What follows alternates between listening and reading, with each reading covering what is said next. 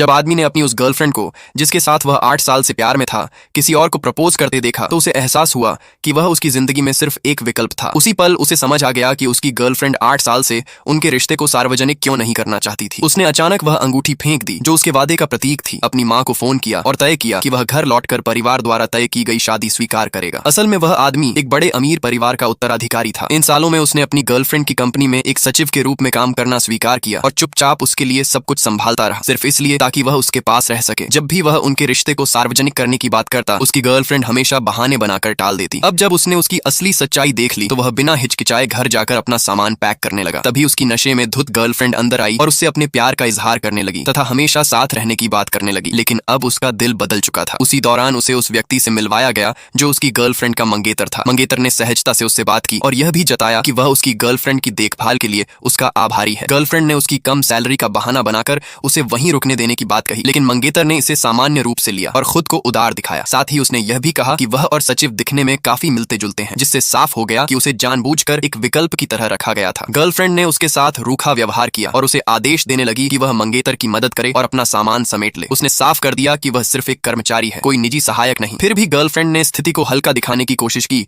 और कहा कि उसका और मंगेतर का रिश्ता सिर्फ नाम का है। लेकिन अब वह उसकी बातों पर विश्वास करने को तैयार नहीं था। जब वह अपने कपड़े और सामान देखता है तो उसे एहसास होता है कि सब कुछ उसी मंगेतर जैसा बनाया गया है, जैसे उसे पहले से ही एक विकल्प के रूप में तैयार किया गया हो। यह सच्चाई उसे अंदर तक तोड़ देती है। आसपास के लोग भी उसे नीचा दिखाने लगते हैं और उसे वहां से जाने के लिए कहा जाता है। इस सब के बीच उसे अपने बचपन की बातें याद आती हैं, जब उसने किसी की रक्षा करने का वादा किया था। लेकिन अब हालात पूरी तरह बदल चुके थे। उसने तय कर लिया कि वह अब और इस अपमान को नहीं सहेगा और घर लौट